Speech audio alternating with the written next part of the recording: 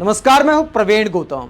राहुल गांधी को पप्पू कहते हुए रजत शर्मा ने पीएम मोदी के सामने चापलूसी में जो कविता सुनाई, उसे देखकर देश की पत्रकारिता के साथ जनता की अदालत ये कहने को मजबूर है कि जिस पत्रकार की कभी तूती बोलती थी, उसने पत्रकारिता को सत्ता की जूती पर रख दिया है। इसीलिए विपक्षी नेताओं का इस तरह मजाक उड़ाया जा रहा है और पीएम मोदी को भावी प्रधानमंत्री एक बार फिर से बताया जा रहा है। इंटरव्यू के नाम पर रजत शर्मा ने पीएम मोदी के लिए जिस तरह जनसभा का आयोजन किया, उसे देखकर देश के पत्रकार क्या कहते हैं और ध्रुव राठी का रजत शर्मा पर क्या कहना है, पूरी कहानी आपको बताते हैं। पहले शुरुआत करते हैं कि देश के पत्रकार राहुल गांधी को पप्पू कहने पर क्या कहते हैं रजत शर्मा को। वरिष्ठ पत्रकार उमाकांत लखेड़ा कहते हैं, रजत शर्मा जी, निष्पक्ष होना या नहीं होना ये आपका अधिकार है, लेकिन एक पत्रकार होने के नाते इतनी तो आपसे अपेक्षा की जा सकती है कि कम से कम भांड शब्द की गरिमा का तो कुछ लिहाज रखते। तो ये उमाकांत लखेड़ा बेहद सख्त लहजे में कटाक्ष करते हैं रजत शर्मा के राहुल गांधी को पप्पू कहने पर। इसके बाद वरिष्ठ पत्रकार अवेश तिवारी क्या कहते हैं। अवेश तिवारी कहते हैं कि नेपाली बाबा कहने से भावना आहत हो गई। अब देश के एक नेता को एक नंबरी चंपू पप्पू कह रहा तो देश का प्रधानमंत्री खे कर रहा है। जानकारी मिल रही है कि ये भीड़ जो आपकी अदालत को सुनने को बुलाई गई है, गलगोटिया विश्वविद्यालय की है। रजत शर्मा जी, हमें गर्व है कि कम से कम हमने आपको कभी पत्रकार नहीं माना। अभिनय सिंह कहते हैं कि इतिहास कहेगा, जब भारतीय लोकतंत्र में विश्वास रखने वाले लोगों की रातों की नींदें अपने तंत्र के अस्तित्व को बचाए रखने की जद्दोजहद में सिरे से नदारद थी, तब भारतीय मीडिया तक नशीन प्रधानमंत्री की चंद खिलखिलाहटों के लिए कलाबाजियां दिखाता घूम रहा था।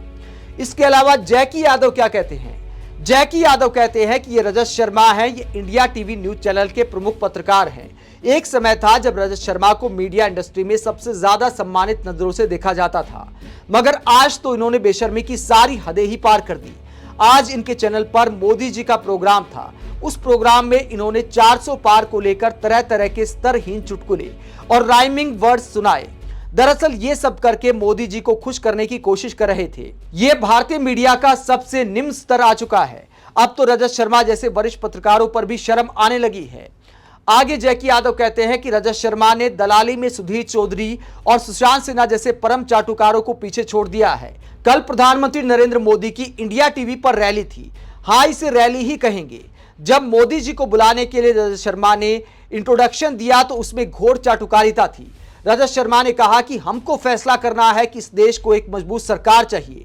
हमें फैसला करना है कि हमें एक खिचड़ी सरकार चाहिए या एक ऐसी सरकार चाहिए या एक ऐसा प्रधानमंत्री चाहिए जो पूरी दुनिया में भारत का सिर गौरव से ऊंचा कर सके।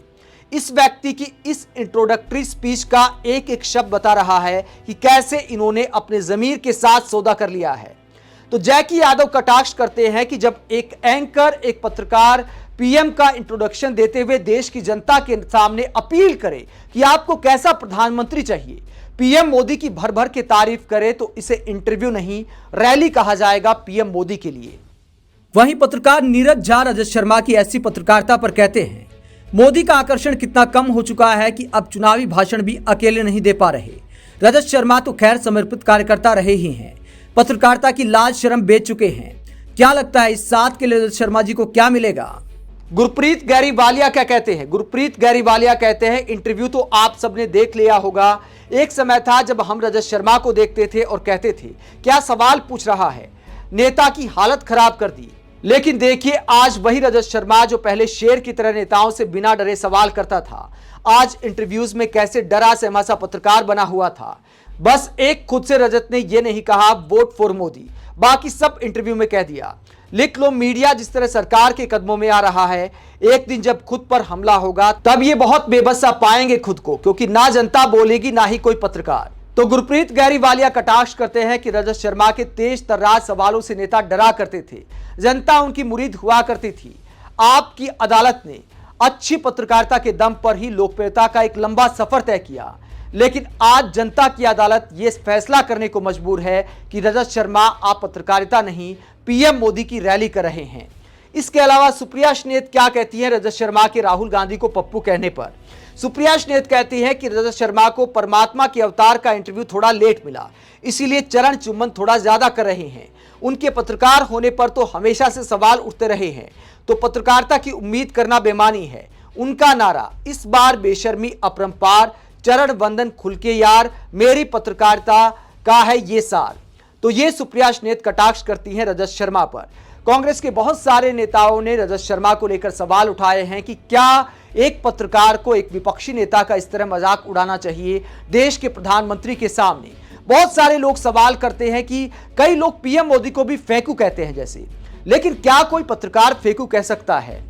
हम जैसे पत्रकार जो दिन रात सवाल करते हैं पीएम मोदी से, हमने भी पीएम मोदी को कभी फेंकू नहीं कहा।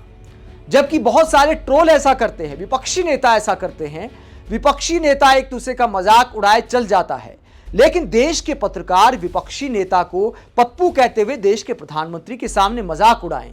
क्या राहुल गांधी के सामने पीएम मोदी पर कविता सुनाते हुए रजत शर्मा फेंकू बोल सकते हैं क्या? अगर ऐसा बोल सकते हैं तो फिर यह अधिकार है रजत शर्मा को पप्पू बोलने का। अगर आप ऐसा नहीं कर सकते तो रजत शर्मा आपको थोड़ी शर्म आनी चाहिए। और रजत शर्मा ने ऐसा पहली बार नहीं किया है।